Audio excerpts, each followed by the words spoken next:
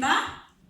O manghinaot ka nga, mabasa ka og Bible mga kaigsunan. So ang good words o ang pag-edukar, so dili po ni siya mao ang tunay para makaadto or mahibaligtas diha sa Dios.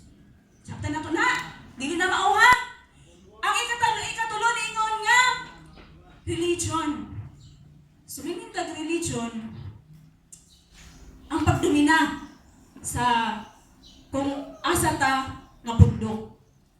Di ba? So naay nagdomina nga naay mga ilahang mga balaod, no? Example sa kanaang sa pagsimba, no?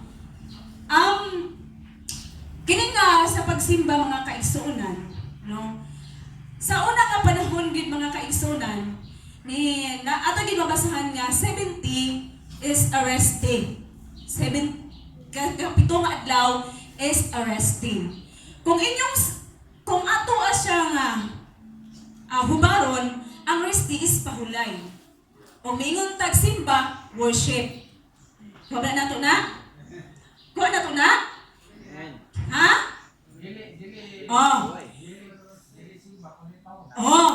So sa una nga panahon gyud, mingon tag rest day, dili gyud ka na ubuhat bisag kamay. O di atong mabasa diha sa sumura naman ning kuan. Asa ni? So ang ako alam pagbalikon ba? Isip kita nga mga anak sa Ginoo. Kay aron nga dili ta kung unsaon ta sa mga uban, dili gyud ta matarong. Okay. So, ningon diri sa buhat 5 Gs, no? Diha sa buhat ay 15 Gs. Kung atong basahon, no, basahan ninyo mga kaigsunan. Diha sa buhat 15 Gs, diha nato makita nga ang mga Hudiyo wala gayud sila katuman ni ana nga rest day kanang magpahulay sa ikapito ka adlaw. Okay. O sa Amos atong mabasa, Amos 8:5, dili sila kapaabot na mahuman ang adlaw. No? Kay gusto na sila mubalik yaong sa ilang mga trigo. Subot pa sa mga kaigsuonan na wala gayud sila katuman. Okay. So kay wala sila katuman, niingon diya sa Exodo 12:16 atong basahon. Okay? Exodo 12. So pwede naman po mo hindi ba ko na ito kalikayan, no? Okay, 12:16. Ngayon sa 16, mga kaigsunan.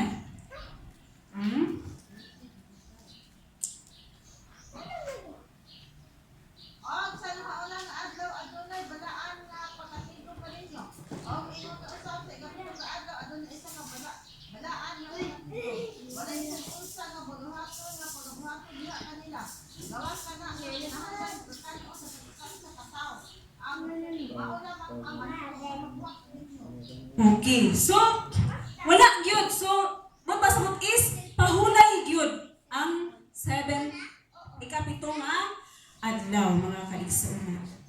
Okay. So wala gayud di anak nakatuman mga kaigsunan, no?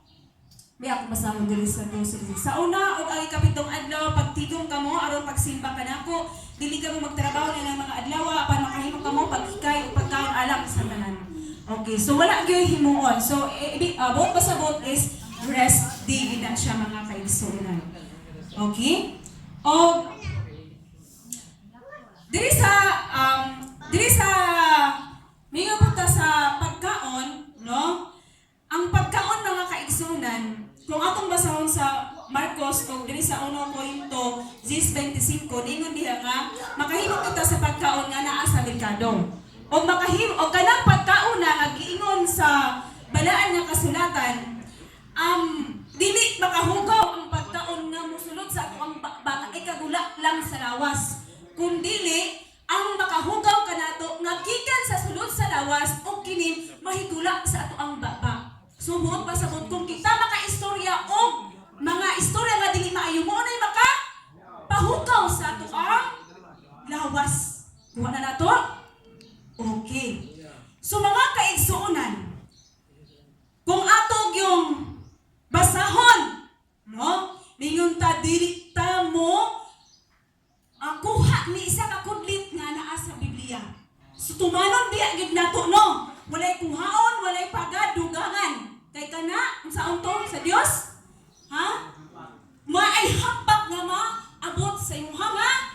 kinabuhi. So buot pasabot kini nga balaan nga kasulatan mga kaigsunan ato gid ni siya i-aplikar o atong tumanon kay mao ni kabubuton sa Dios. Kay ang atong title karon mga kaigsunan nga akong gidala is The Bridge of Salvation.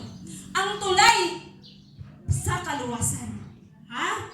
Okay, mga kaigsunan. Sige, padayon ta. Karon mga kaigsunan, katong akong ipangyaw-yaw ganina. Okay. Katong akong giingon nga good works, education, and religion, dili na siya mao'y tulay para makamot na to ang kaluwasan. Ug ato siyang palawman mga kaigsunan. Katong balaod ni Moises mga kaigsunan. Kana siya. Alang lang yun to siya sa mga Hudiyo. Ha? Alang lang yun to siya sa mga Hudiyo. Dili, unsa gaita? Karo, unsa gaita? Hinten. It means kay hinten man ta, diha ta sa unsa man kang Jesus Christ ang ato ang pamaagi sa kaluwasan. No? Which is si Jesus Christ, grasya. No? Na ay gugma. Oh. So mauna mga kaigsunan. So ang kanang balaod ni Moises mga kaigsunan. Alang na siya sa mga Hudiyo. Buhat kung basahon sa buhat 15 James. Para ato din masabtan. Oh, niingon diri sa James. Okay. Niingon diri ang pulong sa Diyos sa James. Busa nganong suwayan ng gayud ninyo ang Dios pinaagi sa pagpasan sa mga tinun-an o mga palas-unon nga atong mga katigulangan nga kita mismo wala makahimo sa pagpasan. Oh, so wala gayud makahimo sila sa pagsunod sa balaod mga kaigsunan. Ug dingon diri sa Hebrehanon 7:18 hangtod sa 19.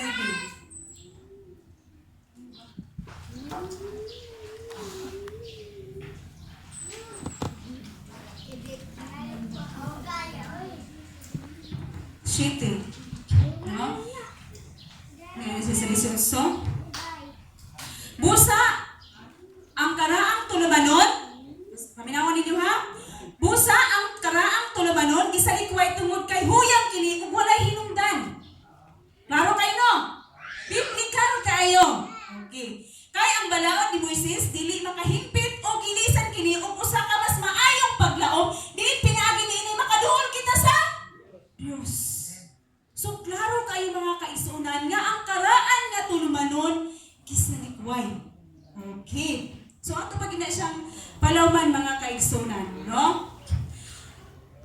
So naingon diri asa atong basahon pod ang Roma, no? Roma 2:14 hangtod sa 15.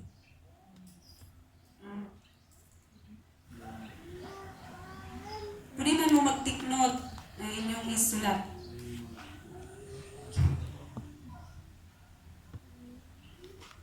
Roma 2.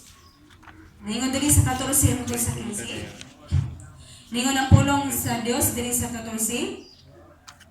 No? Ang mga dili Hudiyo wala maialom sa balaod. O di ba? Unsa ta? Dili Hudiyo, hindi. Ang mga dili Hudiyo wala maialom sa balaod apan kon sa kaugalingon nilang paningkamot magbuhat sila sa gisugo sa balaod kana mahimong balaod alang kanila bisan tungod wala sila maialom sa balaod. Ang ilang buhaton, ang ilang binuhatan nagpakita nga ang gisugo sa balaod na sulat diha sa ilahang kasing-kasing. It means mga kaigsuonan, ang gihatag nga balaod kang Moises, di ba gisulat sa batong tipan? Sa to? Papan. Oh. Ang karon mga kaigsuonan, ang balaod nga gihatag sa Dios, gisulat diha sa imuhang kasing-kasing. So klaro kaayo. Asa na may ato ang kuanana problema? Okay. So ako ni siyang giistorya mga kaigsuonan kay dili man gyud malikayan nga naatay masugatan nga lain pod nga mga okay. So masayod na ta. Oh, nana no. Oh, so klaro kaayo. Oh. So mo pasabot walay nahimpit pinagi sa balaod kundi mahimpit ang tao pinagi kang Jesus. So mahimpit ta pinagi kang Jesus. Kristo. So inana ra di ay kasimple mga kaigsunan. No? Kay nga naman kay mga kaigsunan. Kay kaniadto mga kaigsunan,